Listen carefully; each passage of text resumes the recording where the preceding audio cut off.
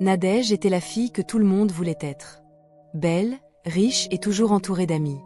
À l'université de Boaké, elle était la fille rêvée de tous les garçons.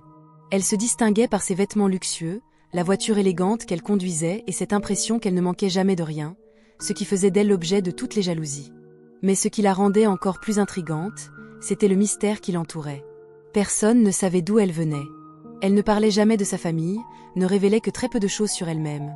Et pourtant, elle n'hésitait jamais à gâter ses amis avec des cadeaux ou à payer des sorties extravagantes. Nadège partageait sa chambre avec 2 filles, Karine et Sonia, 2 amies très proches depuis leur entrée à l'université. Karine était la sérieuse du groupe, toujours prudente et réfléchie, tandis que Sonia était vive et facile à vivre. Bien qu'elles soient toutes dans des départements différents, elles étaient très proches, passant la plupart de leurs soirées dans leur chambre à rire et discuter jusqu'à tard dans la nuit. Mais Nadège n'était pas seulement proche de ses colocataires. Elle avait aussi 2 autres amies dans son département d'histoire, Dorine et Cynthia. Dorine était discrète mais brillante. Une fille qui savait toujours comment rester dans les bonnes grâces des gens, utilisant son intelligence pour obtenir ce qu'elle voulait, quitte si possible à trahir ses amis. Cynthia, en revanche, était magnifique. Tout le monde remarquait sa beauté, mais elle cachait un secret. Même si elle souriait toujours et prétendait être heureuse pour Nadège, au fond, Cynthia rêvait d'être aussi célèbre et riche qu'elle. Elle était prête à tout pour avoir cette vie, même à coucher avec des hommes.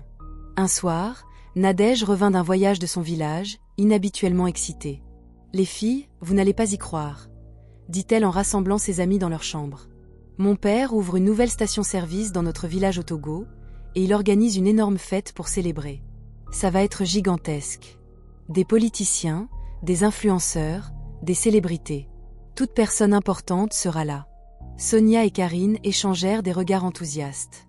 C'était la première fois que Nadège parlait de sa famille, encore moins les invitait à rencontrer ses parents. « Ce n'est pas tout », continua Nadège, la voix débordante d'excitation. « Mon père a dit qu'il donnerait une grosse somme d'argent à chacune de mes amies qui viendra. De quoi changer votre vie. » Le cœur de Karine se serra, rempli de soupçons. « Pourquoi maintenant? Pourquoi cette invitation soudaine? Je vais devoir demander à mes parents d'abord, » dit-elle prudemment. Le visage de Nadège changea l'espace d'un instant. « Oh, ce n'est pas nécessaire, » répondit-elle rapidement. « D'ailleurs, l'invitation n'est valable que pour 3 personnes. J'ai déjà tout planifié. » Elle balaya les doutes de Karine. « Ne t'inquiète pas, Karine. Tu seras bien ici. Ce n'est qu'un week-end. On sera de retour avant que tu ne t'en rendes compte, et je te promets de te ramener quelque chose de spécial. » Karine n'aimait pas la façon dont Nadège l'avait écartée aussi facilement, mais la joie rayonnante de Sonia la rendait encore plus triste, d'une tristesse plus profonde. Nadège sortit pour aller annoncer la nouvelle à Dorine et Cynthia, tandis que Karine et Sonia restaient dans la chambre. « Tu te rends compte? On va dans la grande maison de Nadège, dans son village. » s'exclama Sonia, les yeux brillants. Karine força un sourire, mais l'anxiété lui nouait l'estomac. « Tu es sûre que c'est une bonne idée, Sonia? Et si tes parents venaient te rendre visite? En plus, tu vas dans un endroit que tu ne connais même pas. » Sonia leva les yeux au ciel. « Tu es trop protectrice, Karine. Je peux prendre mes propres décisions. Tu ne me possèdes pas. Je ne veux juste pas qu'il t'arrive quelque chose. Tu dois réfléchir à tout ça, » répliqua Karine. Toutes les filles étaient heureuses, impatientes de ce week-end tant attendu. La veille du départ, Cynthia trouva Dorine dans leur chambre commune en train de préparer sa valise pour le voyage. Le visage de Dorine était étrangement calme, mais Cynthia sentait bien l'excitation sous-jacente. « Tu es sûre de vouloir aller à cette fête, Dorine ?»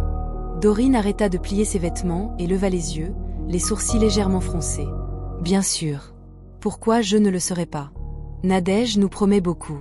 Ça pourrait tout changer. » Cynthia esquissa un sourire en coin, presque moqueur. « Ou alors, ce pourrait être un piège. Tu sais à quel point elle est secrète.